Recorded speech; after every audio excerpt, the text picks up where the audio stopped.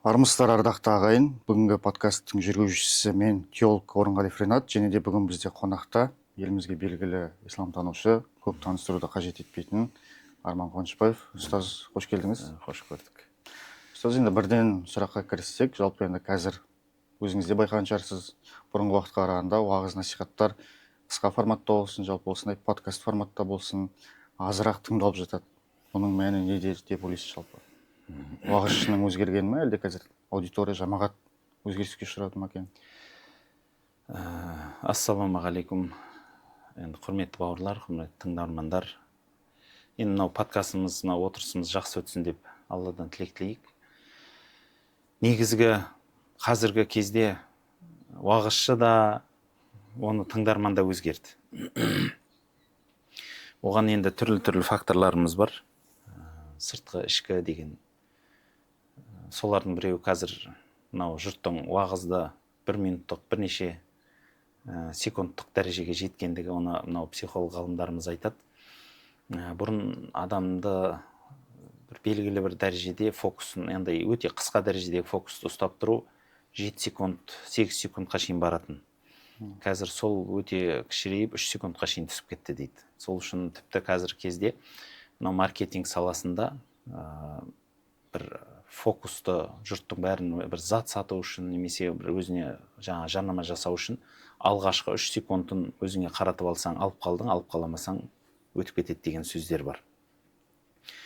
Бұлай қарасаңыз, тыңдарман қызыл жасыл сондай бір эмоция іздейтін, сондай жарқылдақ нәрсеге кетіп бара жатыр. Енді бұл маркетингтің, бұл қазіргі видео форматтарының, сурет форматтарының осылай бұрылуы. Уағыз формасы да өзгеріп жатыр. Бұрын әлдеқайда кейбіреулер білімге сүйенбей қысса айтып кететін, жұрттар енді ондай қыссаларды жақсы көреді ғой әлде. Егер шынымен бір адам және сол қыссаларды айтып шықса, мүмкін тыңдарман көбейер еді. Бірақ қазір енді уағызшыларға талап та өзгерді. Өйткені оны дәлелмен айту керек, дұрыс айту керек. Мақсат эмоцияға шақыру емес, мақсат жылату емес, жаңа адам жинау емес, дұрыс ақпаратты жеткізу ғой.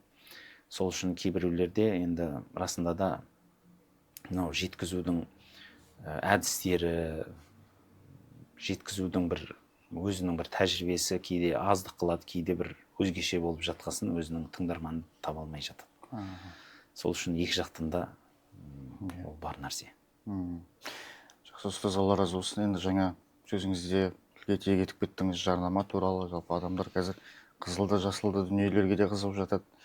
Соның ішінде енді соңғы уақытта бір байқағанымыз, мынау бұл жарнамада осы уағызды тыңдамай өтіп кетсеңіз қарғысқа ұшырайсыз, немесе тозаққа түсуіңіз мүмкін деген секілді агрессивті таргетке бана жарнамаға барып жатып, манипуляцияға бой білдіріп жатады. Сол туралы. Бізде Қазақстан мұсылмандар діни басқармасы тарапынан жыл сайын уағызшылар форумы өтеді. 2 форум өтіп кетті. Сол 2 форумда да биыл да тағы және болады. Сол форумдардың басты мақсаты осы жалпы елге танымал уағызшылардың бәрін бір жерге жинап, соларға дұрыс бағыт бағдар беріп, бір жағы пікір алмасып, бір жағы жаңағыдегі сол бір жолығып тұру арқасында сол бір арнаға қарай күш салсақ деген мақсат еді. Міне осы жайында расында сіз айтылған дүниелер өткен жылы форумда айтылды. Арнайы маркетолог шақырдық. Тағы да бөлек арнайы осы біздің Қазақстан мұсылман діни басқармасында да мониторингпен айналысатын азаматтарымыз бар. Сол кісілердің өздері де мынау жалпы уағыздың барыстарына жаңағыдегі шолу жасай келе, қай жер дұрыс емес болып жатыр деген нүктелерді айтып кетті. Расында да мынау кейбір маркетолог, кейбір адамдар байқайсыз ба, мен осы бір қисықтықты байқаймын кейбір адамдардан. Товар сатушы адам өзінің товарын өткізген кезінде өзінің товарын жақсы танымайды ма, жоқ өзінің бір ішкі жан дүниесін жеткізгісі келмейді ме, әлде ол кісінің ұсынысы тек товарды өткізу ғана болған үшін ба, маркетологтың айтқанын істейді. Яғни бір адамды жалдайды да айтады, сіз маркетологсыз, мен мына товарды сатуым керек, мысалы, сіз басқарыңыз дейді. Сонымен ол маркетолог хайп қуады. Мына жер жақсы өтімді, сіз былай тұрыңыз, мына жер мынандай сөз өтімді. Мысалы айтады ғой жаңағыдей, сіз қажылыққа бармай тұрып, мына видеоны көріңіз, немесе қажылыққа бармаңыз, мына видеоны көрмей тұрып. андай сондай бір ерекше нәрсе өтеді деп ойлайды. Бұл енді қазіргі жастардың бір әртүрлі курстардан өтіп қалған дүниелер ғой, ол бір хайп. Оны бірақ қайталай берсе адамдар керісінше жаңағыдегі жиіркеніп одан қаша бастайды.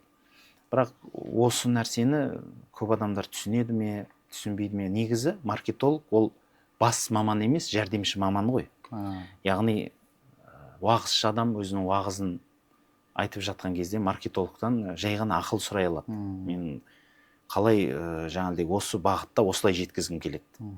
Мына нәрселер айнымау керек, мына нәрселер нақты болу керек деген.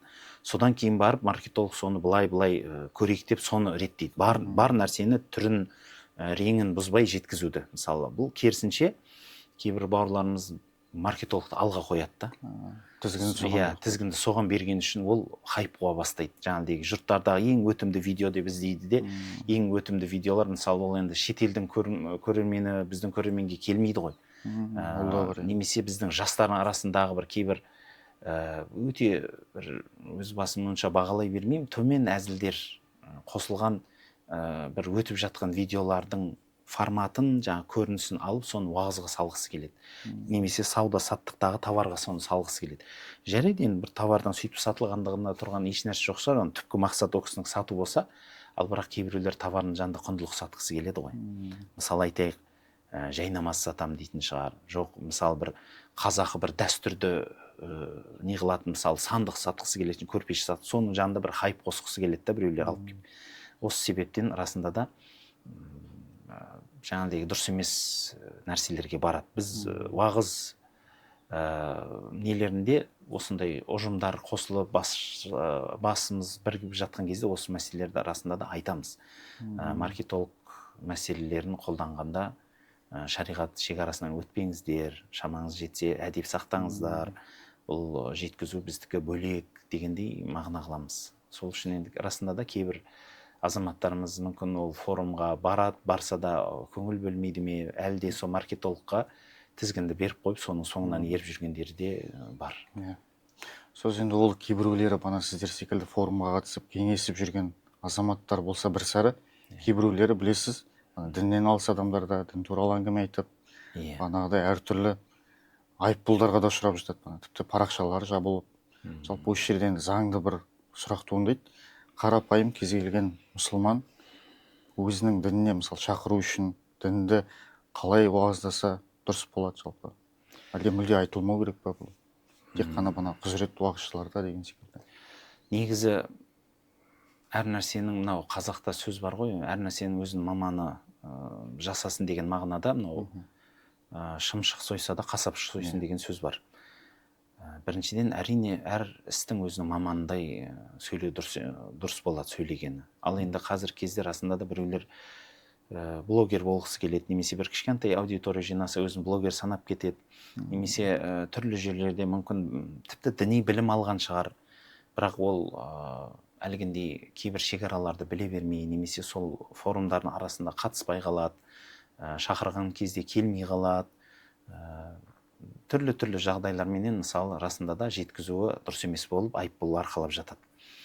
Бұның ескертетіні дін ол жауапкершілік. Заңда дәл сондай жауапкершілік. Өзі біздің асыл дінімізде айтады ғой, сіздің аузыңыздан шыққан сөз, қол аяғыңыздан жасаған амалдардың барлығы екі иықтағы періште жазып тұр дейді. Бұны біздің асыл дініміздің өзі сөзімізге, ісімізге жауап беруді 13 жастан, 12 жастан үйретеді. Бірақ кейде біз ата-аналар бала тәрбиесіне де, өзіміздің сөзімізге де, ісімізге де қарамаймыз. Әлеуметтік желілерде әр нәрсені көшіріп алып, соны жеткізгенге ұста боламыз. Сондықтан рас, дін жауапкершілік, оны арнайы біріншіден маман айтқаны дұрыс. Ол ақылға да қонымды, заңға да дұрыс. Екінші нүкте, сөз жеткізудегі бірнеше ережелерді ұстанған жақсы. Тіпті ол қандай да бір уағыз айтып жүрген азамат болса да, бәрібір ұмытып кетпеу керек, ол көпшіліктің жауапкершілігін мойнына арқалап жатыр. Сол үшін лажы барынша дәлелсіз сөйлемеу, лажы барынша жаңағыдегі әр уағыз, әр айтылған сөздің орнын, дұрыс бағытын шығып кетпей жеткізе білу. Сондықтан ол үлкен жауапкершілік. Енді кейбірде ондай кісілерді тіпті шариғатта тоқтата алмай жатады, бағанағыдай білімсіз сөйлеу туралы. Сол кезде осы заң кейбірде өзгерістер алып келіп, қазір мына соңғы уақытта жалпы көрермен де көріп жатқан шығар, ресми құжаттары берілетін болған, сертификат, уағызшы деген секілді. көріп жатырмын. Осы өзгерістерге көзқарасыңыз қалай? Бір имамдарымыз сондай құжаттар арнайы уағызға онлайн жеткізуге мен арнайы бір рұқсат алдым деп жатады. Бәрекелді, енді ол бір жағы дұрыс деп ойлаймын да. Оны жаңағыдай мемлекет болып қадағалап жатқандығы да жақсы шығар. Дегенменен ол бәрібір жауапкершіліктен босатты деген сөз емес. Яғни мен рұқсатым бар, мысалы айтайық. Енді сол рұқсатымда жаңағыдегі рұқсатым болғаннан кейін мен қалай болса солай жеткізе беремін деген сөз емес қой. Ол расында да өзіңізге белгілідей, мынау өзге біздің Қазақстанның заңын жақсы біле білу керек қой. Мысалы дін мәселесіндегі заңдарда осындай бір ерекше нәзік тұс бар. Өзге дін өкілдерінің арасында сіз өз дініңізді оларға шақыру жасай алмайсыз. Оны шақыру жасау үшін сіз арнайы миссионер болу керексіз. Арнайы тағы да бірнеше арнайы нүктелер керек. Соның өзінде де, шақырудың өзінде де сіз өзге дін өкіліне немесе біреудің көзқарасына қатты тиіспестен, сынамастан, мінеместен дұрыс жеткізе білу керексіз, жұмсақ. Яғни осындай бір нәзік тұстарды кейбір бауырларымыз шынымен ақ білмей қалады. Әлеуметтік желіге бір дін шақыртуын жаза салады. Келіңдер, осылай жасайық, немесе жаңағыдегі намаз оқыңыздар, немесе ораза тұтыңыздар. Бұл жақсы мағына ғой, енді ол бір жақсылыққа шақырып жатқан шығар. Әйтсе де, оны енді әлеуметтік желі болғасын, ол жерде өзге дін өкілдері отырады. Онымен келіспейтін азаматтар да отыруы мүмкін, қарсы адамдар да отыруы мүмкін. Ол жоғарыда айтылған заңға кішкентай дұрыс емес келіп қалғандық үшін сол заңды бұзды деген мақсатта бұл өзге дін өкілдеріне шақыру жасап жатыр. Ешқандай құзыреті болмастан, бірінші орында, екіншіден тіпті құзыреті бола тұра, мүмкін сөзінің арасында жаңағы біреуді қаттырақ сынап жіберді. Мысалы, біреулер мысалы ұнатпай, бір өзге дін өкілін ұнатпауы мүмкін. Жаңағыдегі енді болады ғой, пенде болғасын. Мысалы, мынау дін өзім жаңағыдегі немесе мынау дінде былай деп айтылған сөз бар деп айта салады, бірақ ол сөздің дәлдігін тексермеді. Ол сөз жоқ болып қалуы мүмкін. Немесе ол сөзді қисықтау айтып қою мүмкін да, ол дін өкілі ол сөз бізде жоқ қой, сіз оны қайдан алдыңыз десе, өзі опық жеп қалады. Сол үшін расында да осындай бір нәзік түстерге, жерлерге уағыз айтқанда көңіл бөлу керек. Жалпы ұстаз, осы соңғы уақыттарда сіз жақындармен қарым-қатынас мәселесін көп көтеріп жүресіз. Жалпы бұрын өзіме қатты әсер еткен уағыздарыңыздың бірі, осыдан 12 жыл бұрын жарияланған 500 мың қаралым жинаған ата-ана тақырыбындағы уағыз, соларға қызмет ету деген секілді. Қазір соңғы уақытта біз байқаймыз, кейбір діндар адамдар бәлкім дінді қате түсінгендіктен, бәлкім жат ағымның салдарынан жақындармен байланыс үзіп жатады. Сол мәселені түсіндіріп өтсеңіз. Енді расында да біздің қоғамдағы өте үлкен өзекті мәселені айтып жатсыз. Қазіргі қоғамның бізде бір кенжелеп бара жатқан жағы осы ата-ана, оған деген құрмет мәселесі бір дұрысырақ қарау керек, көңіл бөлу керек болған құндылықтарымыз. Біздің бұл қазақы құндылығымыз еді. Атадан балаға келе жатқан үлкен айса тоқтай қал, оған қарсы сөз айтпа деген сөздер бар еді. Ол қалды. Үлкен кісінің жолын кеспе, үлкен кісі жаңағыдегі оған құрмет жаса деген сондай бір нәрсесі бар еді. Үлкенге дегенде кішіге ізет жаса деген бір сондай нүктелер бар еді. Кейбір мысалы кездерде осы шекара бұзылып кетіп жатады. Оған расында да сырттан келіп жатқан түрлі пікірлер, мысалы батыстың да мәдениеті әсер етіп жатыр. Осының жанында мынау өзіңіз айтқандай кері дұрыс емес ағымдарды әсер етеді. Өйткені дұрыс емес ағымдардың бір ерекшелігі ол жерде адамның авторитетін, бір нәрсеге сүйенетін авторитеттің бәрін біріншіден алып тастап, тек қана соны маңызды, әлгі адамның пікірін, өзін ғана маңыздылығын бізге керексін дегенді білдіре отыра, бірақ бізден алатын нәрсенің бәрін тек бізден ал деген осылай психологиялық әдіс қолданады. оны қалай қолданады? Яғни ұлт деген нәрсе жоқ. Бірінші орында жаңағыдегі Алланың біз құлымыз деген бір әдемі сөзбенен келтіріп ұлттың бәрін алып тастайды. Бірақ қызық жері бұл жерде Құранның өзінде аят тұр ғой, біз сіздер түрлі ұлттар қылдық, түрлі тайпалар қылдық деген сөзді олар соған көңіл бөлдіртпейді. Бәлки соңындағы аяттың нүктесіне айтады, сіздердің іштеріңіз ең абзалыңыз тақуалыңыз дейді да. Бұл жерде бірақ Алла тағала ұлттарды жаратқандығы, түрлі тілдер бергендігі, дәстүрлер бергендігі, бұл Алланың, бұл да нығметі ғой, оған қарсы шығу да Аллаға қарсы шығу емес пе екен деген пікірді олар тастап кетеді. Екіншіден, ғалымдарды да, мысалы Абу Ханифаң адасқан, Абайың адасқан, Шәкәрімің шатасқан, жаңағыдегі немесе басқа деген сияқты осындай пікірлер арқылы болмыстың авторитетін алып тастайды әдейі. Сонда кім авторитет деген кезінде барлығын алып тастайды да, пайғамбардың өзі авторитет, бірақ пайғамбардың сөздеріне біздің көзімізбен қара деген үшін, енді біздікін қосу үшін бірінші әлгі кісінің сүйенетін тамырларын бәрін қияды да, екінші әдіс сен ғана бізге керексің дегендей соның пікірін мақтау үшін сен ешкімді тыңдама, ешкім ойына қосылма, сені біреу улап қояды.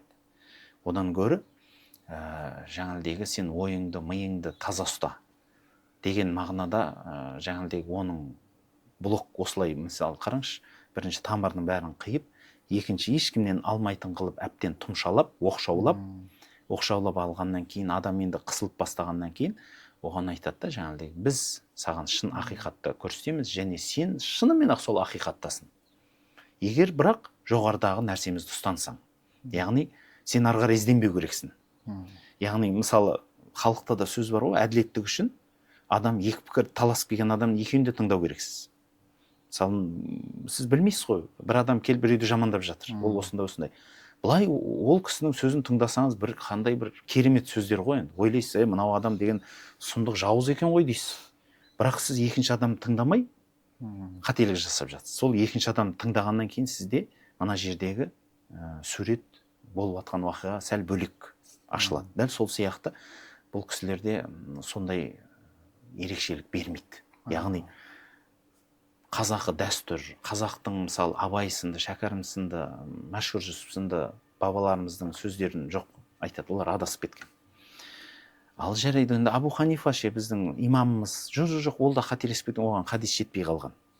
Анау ше, жоқ, ол былай, мынау адасқан, мынау қателескен, мынау жаңағыдегі ол ондай, ол мындай. Сен тек пайғамбарды тыңдасай дейді. Жарайды, пайғамбарды тыңдайын десе айтады, бірақ пайғамбарды біздің көзілдірігімізбен көру керексің, біздің құлаққабымызбен тыңдау керексіз.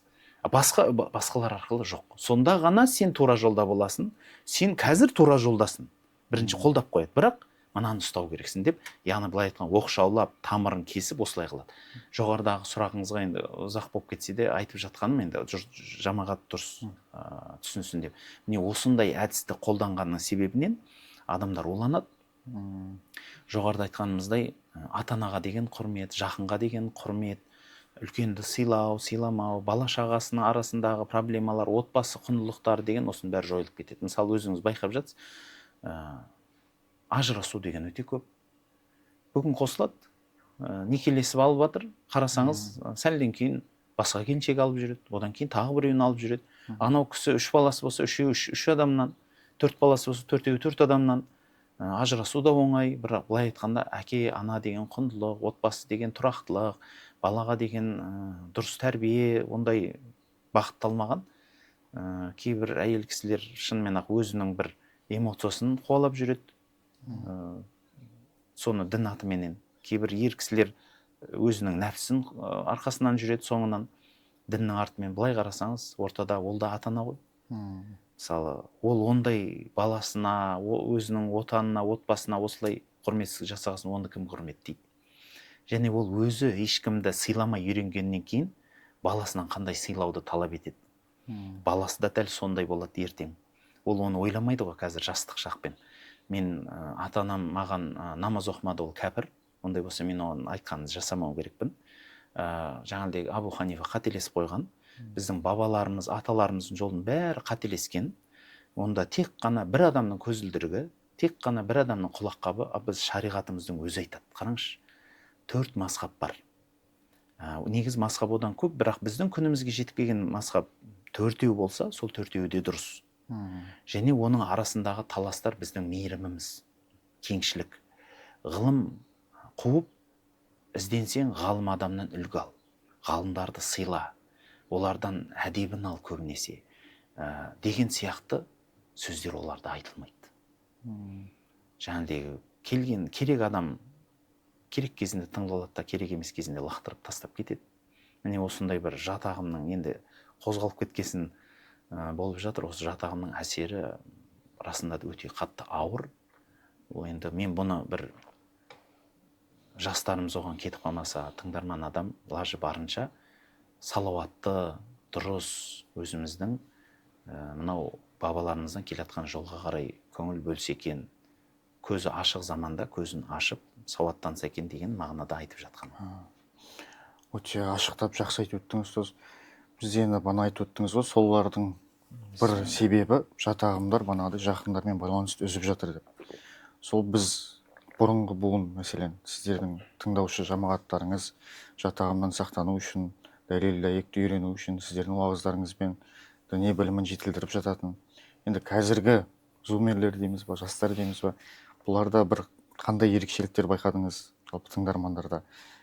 Менің байқағаным, мәселен бағанағыдай нақты фих, ақида секілді дәрістерден гөрі қазір әрбірі қолдарына электронды тәсіп ұстап, белгілі бір сандарды бекітіп алады, осыншама салауат айтып жарысамыз. Немесе бана психологиялық тренингтерге барып, рухани жетілдіріп, соған басымдылық беріп, былайша айтқанда бір сопылыққа бет бұрған сияқты болып көрінеді. Сол секілді қандай бір екі бұрынғы мен қазіргінің айырмашылықтарын, ерекшеліктерін байқадыңыз тыңдармандар арасында? Енді сұрағыңыз өте терең, көп жақты сұрақ. Расында да енді қазіргі біраз адамдардың ғылым білімге, әсіресе діни білімге бір жағы көңіл бөлмей жатқандығын байқаймыз, бір жағы көңіл бөліп жатқандығы да бар. Қазір адамдардың мысалы уағызға жоғарыда айтқандай кішкентай тыңдауы азайды дегені, мүмкін сол уағыз бір белгілі бір дәрежесінде өзінің қызметін орындап жатыр. Ол бітпейді, әлі тоқтамайды. Дегенменен енді халыққа білім керек. Біраз жастарға расында да білім керек. Бірақ осы жерде жоғарыда айтқан тақырыптардың бәрі бір-біріне келіп тұрғандығы осы маркетология қателігі. Біреулер бір байқайсыз ба, қазір адамдар енді материалистік өмір ғой, енді қатты бейім бара жатыр. Сол материалистік өмірде біреу қарызға кіреді, біреуге ақша қаражат жетпей жатыр, біреу үй алғысы келеді, біреу үйленгісі келеді, біреу киім әдемі киім көргісі, біреу бір әсем бір ең қымбат телефон алғысы келеді. Осындай кезде осыны дұға, діндегі бір әдемі бір рухани заттарды осы дүние табуға қолданып кетіп жатқандығы. Өзіңіз айтқандай, мысалы салауатты айтсаң сен үйлі боласың. Мақсат салауатты айтқанда пайғамбарымызға деген құрмет, о кісінің жолын ұстану ғой негізі бірінші орында. Ол үй, жай, ақша, оның барлығы табылар. Оның өзінің жолы бар, еңбекпен келеді, кәсіппен келеді, оның барлығы әділдікпен, адалдықпен, бір сондай бір арнайы қадамдармен келеді ғой. Дегенменен ол емес, жұртқа бір хайп үйреткісі келе ме, мен сендерге бір дұға үйретемін, қарызынан құтылып қаласың. Жаңағыдай мен сіздерге бір арнайы бір жаңағыдай бір жасырын бір техника үйретем, жаңағы бұл біздің дінімізде ол осындай болып қалсаң сен бай болып кетесің, миллиардер боласың, миллионер боласың. Былай қарасаңыз дін осындай бір нәрсеге бұрылып бара жатқан сияқты. Яғни сен еңбек етпе, сен кәсіп жасама, сен осындай нәрселерді айтсаң болды, бәрі өзі бола беру керек. Екінші нәрсе, осы нәрсе бір адам, бір блогерлерде, осы дінді жақсы түсіне алмаған азаматтарда осы ақша табу өзінің жаңағыдай не дейді, тыңдарманын көбейту бағытында жұмысқа айналып кетті. Жоғарыдағы айтқаныңыздай, мысалы фих, түрлі ақида, мысалы ислам ғылымдарына көңіл бөлу деген азаюының себептерінің біреуі біздің сол дүниеге және осындай қызыл жасыл жылтыраққа қаттырақ көңіл бөліп руханияттан қашып жатқанымыз. Рухани байлықты насихаттауымыз қажет. Ол барлық жерде, қоғам ретінде де, ата-ана да, үйінде де. Мысалы қазіргі осы бір тұста нақты айтатынымыз, жастарымыздың ішінде ғылым білімге көңіл бөліп жатқандығы бар. Егер байқасаңыз, мына бір тенденция бар. Осы жерде біздің алғашқы бастаған сол 2000 жылдары болса, 2000 жылдың бас жақтары болса, сол кездегі жұрттар кітап өте аз еді, қазақ тіліндегі кітап өзі енді оқуда аз болып кеткен уақыттар болды. Уағыз қатты тыңдады. Бірінші кездерде жаңағы видеодисктер, кассеталар түрлі, одан кейін басқа осылай дамып кетті. Кейіншелік YouTube каналдар, басқа әлеуметтік желілерге түсе бастады. Енді халық, байқайсыз ба, қазіргі жастарымыз, дін бітіріп келген жастарымыз кітап жазуға бейім бара жатыр. Жұрттарға кітаптарын насихаттап жатыр. Осы бір жақсы тұсты да байқаған дұрыс. Яғни рухани білім. Кітап деген өзі руханият қой негізі. Түбі адам кітап оқуы, адам фокусын реттейді, өміріне сырлас болады, дос болады дегендей. Ол нәрсе қазір жастардың арасында қалып баратқан еді. Осы нәрсені енді қазір мынау жаңа дін мамандары, жаңа жастарымыз осылай кітап жазып, кітапқа халықты тартып атқандығы мен жүрегімді қуантады. Сол үшін мына тұсы болғанмен екінші жақсылығында айтып кеткім келіп жатқандығы, қазір жастарымыз кітап оқуға да бері қарап жатыр. Әсіресе әйелдер жамағаты өте көп кітаптар оқып жатыр. Сосын жас ғалымдарымыз да уағыздан көріп кітапқа қарай бет алып жатқан сияқты көрінеді. Сол үшін бұл бір жағы мынау арнаның жаңа арнасы, осы ағып атқан өзеннің бір жаңа арнасы да осылай пайда болып жатыр. Жалпы қорытып айтатыным, осы бір сұрағыңызға, жастардың расында да былай көңіл толмайтын да өзгерістері бар, бірақ қуанатын да жайттары бар екен. Екі үшті дейсіз. Алла разы болсын. Ұстаз, енді сіз бана айтып өттіңіз, 2000-нің бастарынан бастап сізді тыңдап келе жатқан тыңдармандар қазір намаз бастағандарына бір 10-20 жылдай болды. Жалпы енді сол кезде сіздердің уағыздарыңыз өте бана айтып өткен сияқты қызметін жақсы атқарды, былайша айтқанда. Қазір енді сол кісілерден бір сұрақтар бізге келіп жатады. Жалпы одан әрмен біз өзіміздің иманымызды қалай қуаттаймыз? Мәселен, бағанағыдай бірнеше жыл намаз оқып келе жатыр, бірақ басындағыдай бір құлшыныс жоқ деген секілді. Сол кісілерге қандай насихат айтар едіңіз? Бұл енді қазіргі заманның барлық салаларда айтылып жатқан нүктесі. Егер бір жерде өзің жақсы жетістікке жетіп, сол жетістігіңнен айырылмай, оны одан жоғары қарай шыға берем десеңіз, онда бірнеше факторларға назар салу керексіз. Ең біріншісі әрине жақсы әдет, яғни өзіңізді шыңдайтын әдет. Мысалы айтайық, бір бизнеспен айналысқан адамда бизнесменге сай өзінің әдеті болу керек.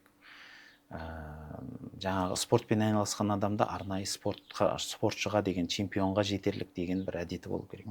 Дәл сол сияқты дін ұстанған азаматқа да өзі діни жақсы жол жоралғы әдеттер, өзіне соны мінез қылып қалыптастыру керек. Мысалы айтайық, ол қоғамдағы ата-ана құрметі, жаңа сөзінде тұрақты бола білу, уәдесінде тұра білу, жауапкершілікті мойнына ала білу, жаңағыдегі рахым шапағат дегендей, яғни жұртқа шапағат жасай білу, рахымділ бола білу, кең бола білу деген сияқты бірнеше жақсы көркем мінездерді, өзінің мінезін түзете білу әрдайым.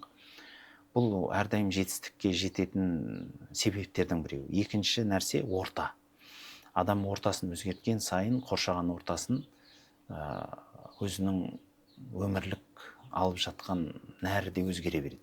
Егер бір адам бір чемпион болып, бір күрестен мысал айтайық, чемпион болып, бір керемет жетістікке жетіп, сол чемпион болғаннан кейін ол өзінің ортасын жүзушілердің ортасына барса, ол күрестен айырылып қалады. Мысалы, мен бәрібір спорттамын ғой дегеннің өзі, сіз спорттан гөрі судың ішінде көбірек жүрсіз ғой дегендей. Сол үшін айтпағым, мысалы, намазхан бауырларымызға да осы руханиятын сақтаймын десе, салауатты орта іздегені жақсы.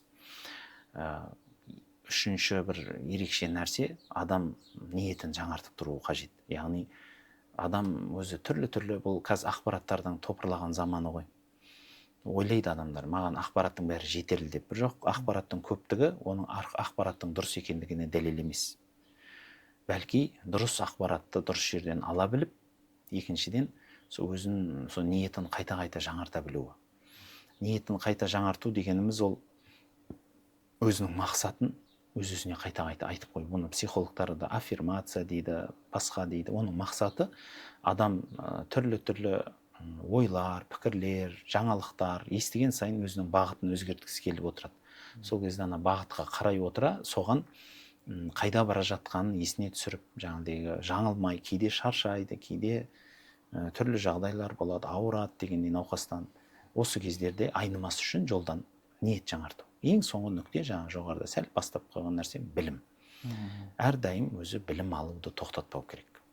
Пайғамбарымыздың сөзі бар, жаңағы тал бесіктен ат бесікке шейін білім ізде деген. Білім ешқашан кеш емес. Менің жасым 70-ке келді, 60-қа келді, 50-ге келді, енді не жаттаймын емес. Адам бұл өмірде сондай нәрсе бар, қолданбаған нәрсесінен айырылады. Ол спортшыларды қараңызшы, бір адам спортқа барып, мысалы дейік, жүгіріп жүр. Көп жүгіргеннен кейін оның өкпесі ашылып, енді бірнеше уақыт жүгіре алатын болады да. Бірнеше уақытқа енді сол жүгіруді тастап кетсе, бір 2 айға, 3 айға тастап, ол енді мысалы дейік, басқа өмірін өзгертіп сөйтіп, енді ол қайтып енді келіп жүгіретін болса, ол адамның өкпесі бұрынғыдай қайтып ашылмайды. Ол тағы да кішкентай төменнен бастау керек болып қалады.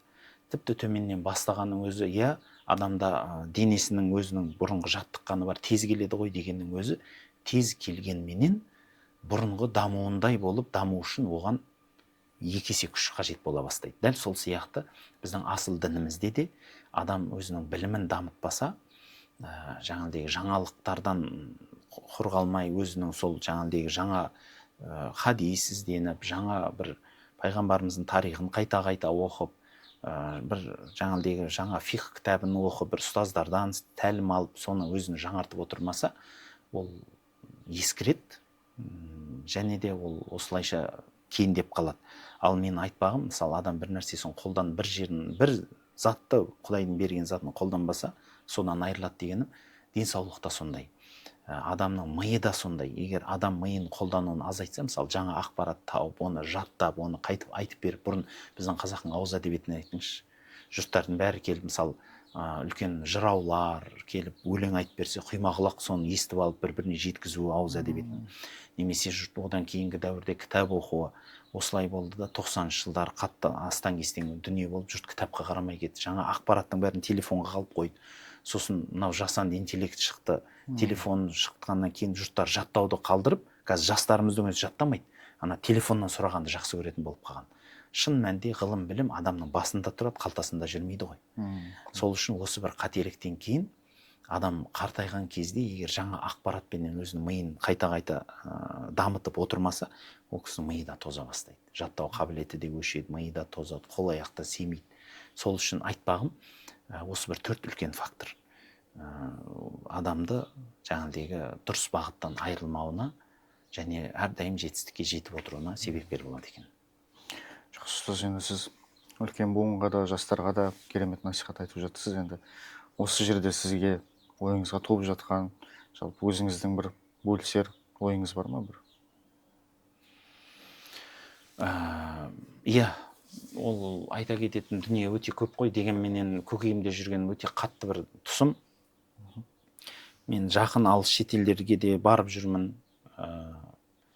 Мынау қоғаммен де жиі араласып, мынау әлеуметтік желінде қайта-қайта көріп байқаймын. Қазір енді базар бір болды деген заман ғой. Мысалы енді шетелдегі шығып жатқан тенденция біздің қазақтың даласында да бар. Сонда сатылып жатқан тауарлар бізде де сондай бар. Ол жақтағы бір жаңағыдай мода дейміз бе, жаңағыдай жұрттың бір бейімделіп соған қарай ұмтылып жатқандығы бізде де дәл сондай қайталанып келе жатыр. Бұл деген сөз бәріміз бірге келе жатырмыз да.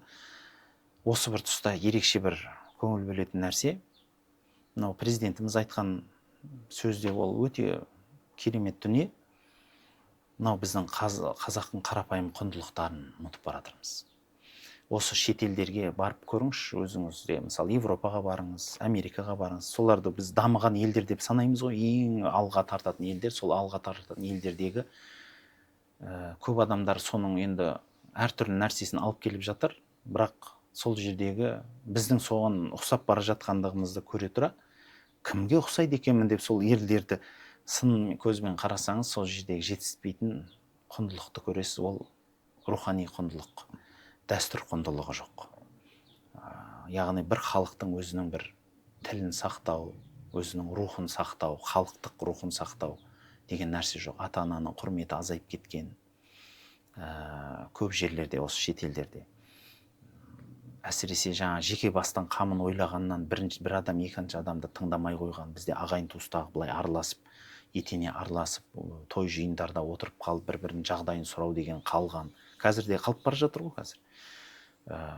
Жаңағыдай осы нәрселердің барлығы қоғамға, әрбір адамға оқшаулық, жеке оқшаулық алып келеді, ол стресс сыйлайды. Одан кейінгі нәрсе, мынау әр қауым сыртқа қарай дамып бара жатырмын деп ойлайды, өзінің мынау, мысалы біз қазақ болсақ, қазақы құндылығымызды тастап қойғаннан біз бір байлыққа жетеміз деп ойламауымыз керек. Негізі біздің қазақы құндылығымыз бұл реңіміз, бұл дәміміз. Егер оны жоғалтқан сайын біз керісінше жаңағыдегі көптеген келеңсіз жағдайларға тап боламыз. Мынау өйткені шетелдің жерлерін қарасаңыз, 18-ден кейін бала үйінен кетіп қалады. Ол үйленеді, үйленгенде ата-анасын да тойға шақырмайды. Бала туылып жатар, мүмкін бір жерде өліп қалып жатыр, ата-ана міне тіпті оның өліп қалғанда естімей қалуы мүмкін. Неше жылдап та жоқ болып кетеді. Сол үшін осындай бір қарапайым құндылықтар, ағайын туыс, ата-ана, ар, намыс деген, үлкенге құрмет, кішіге ізет, осындай бір біздің қазақы қарапайым, мысалы амандасудан бастап, кісіге қызмет қылып, мысалы алдыңызға келген адам нанын турап беріп, етін турап беріп, шайын ұсынып, жағдайын сұрау деген мәдениет қалып бара жатыр. Осы батыста осы нәрсе жоқ. Біз де соған бара жатырмыз. Айтпағым жұртқа осы құндылығымызды, біздің қазақы құндылығымызды ұмытпайық дегім келеді. Өкінішті-ақ, иә, ауруын жасырған өледі деген секілді нақты дертті басып айтып отырсыз. Енді қазір көп табиғат қуыстықты жақсы көрмейді дейтін сөз бар ғой. Сіз ағайын тумаңнан ажырасаңыз, міндетті түрде ол жерді ана шетелдіктер сияқты әріптестеріңіз, достарыңыз, ұжымдастарыңызбен толтыруға тырысып жатады енді. Ол бәрібір де ана туыстықтар болмайды деген секілді. Қазір енді айта берсек, ұстаз сізден өте өнеге алар нәрселер көп. Енді бізде сұхбат соңында кішігірім блиц сауалнама дейді ғой, нақты сұрақ, бір қысқаша жауап беріп өтсеңіз рұқсат болса. Бірінші, енді бана айтып өттіңіз, қазіргі жақсы пайда болып жатқан тенденциялардың бірі бұл қазақша оқулықтар, кітаптар жалпы көп мән беріліп жатыр. Сол үшін сіз өзіңізде бір өміріңізде ұсынатын 3 кітабыңызды айтып өтсеңіз. 2-3 болсын, белгілі реттілікпен емес. Мынау біздің Қазақстан мұсылмандар діни басқармасы тарапынан шыққан сол дін және дәстүр кітабын ұсынар едім. Ол жерде дін менен дәстүріміздің бір-біріне етене екендігін ерекше таныстырған бірнеше томдық кітаптар. Ол әрбір адамның үйінде болу керек кітап деп ойлаймын. Екінші нәрсе, абай бәрібір. Ол қазір әлі қалған жоқ. Мынау ол енді біз жетілмей қалмайды шығар енді. Тіпті жетілгенде де егер оны бәрібір қалдырып кетуде әбестік болатын шығар. Әрине, оның жанында қосатын бір 2 үлкен қымбат кітаптарым, біреуі Құран, ол рухани байлық, біреуі пайғамбардың өмірбаяны немесе соның сөздері. Бұл да үлкен, енді әлемдік адам ғой. Тіпті мысалы, сіз ол дінді сондай сұмдық қатты ұстанбасаңыз да, ойлаңызшы, бүкіл әлемдегі 2 миллиард халық бас иіп атқан адамның сөзін неге оқып көрмеске? Неге тарихын ізденіп бір шомып, неге соншалық құрмет қылады бұл кісіні? Не үлгі алады? Бұл шынымен сондай адам ба деп, не андай көзіңізге бір дұрыс емес көзілдірік киместен ашық, әділеттілікпен, ақ көңілменен оқып баға бермеске. Одан кейін мынау тыңдарманға ұсынатын 3 ізгі амал дейікші, өзіңіздің насихатыңыз. Бірінші орында отбасы құндылығын ұмытпасақ. Өйткені біз шай, тамақ, нан барлығын сыртқа барып соғысып келіп, үй іздеп атқанымыз, күй іздеп атқанымыз барлығы сол негізі отбасы үшін жасалынған дүние. Отбасының құндылығы білмей біз отанымыздың құндылығына жетпейміз. Сол үшін ата-ананы, отбасының ішіндегі барлық жандарды құндылығын жақсы біле білу. Екінші нүкте әрине тіл байлығы. Біздің тіл, қазақтың тілі, ол бәрібір Алланың бергені ғой. Өзінің ана тілінде сөйлей білу, ол Алланың берген нығметіне шүкірлік деп ойлаймын. Өйткені біздің асыл дініміздің өзінде мынандай бір әсем сөз бар. Құдайдың берген нығметіне шүкірлік деген сөз, сол берген нығметін қолданып, жақсылыққа қарай жұмсауды айтады дейді. Ендеше қазіргі кезде көп азаматтарымыздың, мысалы тіпті өзіміздің қалтамыздағы телефонымыздың өзін орыс тілінде қолданамыз. Соны мен айтар едім, қазақшаға ауыстырсаңыз екен деп. Ол өзіміздің ана тіліміз. Өзіңізден бастаңыз. Екінші, осы нәрсе болса, үшінші үлкен бір нүкте біздің бабаларымыздан қалған асыл дініміз. Иә, мүмкін дінді біреулер жаңағыдай қауіпті басқа деп жамандап жатыр, басқа қылып жатыр. Бірақ біліңіз, дінсіз адам бола алмайды. Өзіңіз айтпақшы, физикада сондай нәрсе бар, кеңістік бос болмайды, ол орнын міндетті түрде толтыру керек. Адамның, мынау ғариза деп айтамыз ғой, инстинкт. Адамның инстинкттерінің біреуі өзі сақтау болса, өзін қорғау болса, өзінің нәсілін көбейту деген де бар. Соның жанында адам Құдайды іздеу деген де инстинкт бар. Оны көп адамдар білмейді ме, айтқысы келмейді ме, қашады. Адам өмір бақи Құдайды іздейді. Оған дәлел, адам гороскопқа неге сенеді? 21-ші ғасыр ғой. Су құйғыш дейді, су құймағыш дейді, таразы дейді, мүйізі бар, мүйізі жоқ дейді, тазбас дейді, білмеймейді. Неше түрлі аттар қойып алған. Соларды күнде таңертеңнен бастап сонымен өмір сүреді біреулер. Ал біреулер 21-ші ғасыр, ғылым білім дамыды, технология, енді сұмдық дамып кеттік дейді, өзінің өмірін сандарға бейімдейді. Сандар адамның тағдырын шешеді. Мысалы, жаңағыдегі сенде 0 деген сан болмау керек дейді. 0 деген сан болса, сен кедей болып қаласың дейді. Ол қайдан шыққан дүние? Небір миллиардерлерді білемін мен. Телефон нөмірі 0-ден басталатын. Мысалы, көлігінің нөмірі 0-мен жүрген миллионер кісілерді білемін. Мысалы, ақша жоқ деп қалай айтасың оларда, мысалы. Қызық та, яғни өзінің өмірін санға байлаған. Ол нені дәлелі? Сен бәрібір Құдайды іздеп жатсың, бірақ дұрыс емес жерден іздеп жатсың, сауатсыз іздеп жатсың. Солардың біреуі мынау жат ағым. Бәрібір оған Құдай керек. Сондықтан ол барады да бір жерлерге ұрынады. Сондықтан айтатыным, дін ол сіздің өмір бақи бәрібір басып іздейтін дүниеңіз. Бірақ соны сауатты іздесеңіз екен. Сауатты іздеу дегеніміз қалай? Сауаты бар, дін мектебін тауысқан жақсы маман адамнан тәлім алу, соның етегінен ұстау, ол дұрыс нәрсе. Екіншіден, дұрыс кітаптар оқу. Яғни біздің жақта, мына Түркістан өлкесінде Әбубәкір деген қары атамыз өткен. Қари ғалым кісі, сол кісінің әсем сөзі бар, көп қайталаймын. Асатұғын молда бар, жағатұғын кітап бар дейтін сөзі бар еді. Яғни молданың бәрін тыңдай берме деген ғой. Кейбіреулер тіпті соншалықты дәрежеде асып тастау керек дейтін. Ашуланып, үлкен кісі ғой енді. Жағатұғын кітап бар дейтін, арасында да кітаптың бәрі дұрыс деп ойлай берме дейді. Мынау енді бұрынғы кезде арабша кітап ойлайды ғой, алдына кеп тұр, ашып қалсаң шимай кітап тұр. Ойпырмай, мынау Құран екен ғой деп оны аққа орап біліп қоямыз ғой. Оны айтады да, ол жағатұғын кітап шығар дейді. Қайдан білесің дейді. Оның ішінде мүмкін сені адастыратын бір дүние тұрған шығар. Айтпағым, біздің қазақтың осы бабаларымыздан келе жатқан, мысалы тіпті Сатық Бұғра ханнан дейікші, мемлекеттік дін болған. Одан кейінгі қазақ болып хандық құрған кезіндегі бір Алла деп жаңағыдай бастаған осы бір Алласы, біздің қазақтың жырау термелерінде айтқан бірінші тілек тілеңіз бір Аллаға жазбасқа деген әсем сөздері. Осының барлығы ең алғашқы ағартушымыз болып саналған Ыбырай атамыздың жаңағыдай бір Аллаға сыйынып кел балалары оқылық дегендегі сияқты. Бұл өте көп мысалдар бар. Адам өмір бақи Құдай іздейді. Соған айтатыным, Құдай іздесең, сауатты ізде. Бабалардың жолынан айырылмағанның өзі үлкен дүние деп ойлаймын. Рахмет ұстаз, көптен көп, Алла разы болсын. Осы естіп білгенге баршамыздың амал етуімізді нәсіп етсін.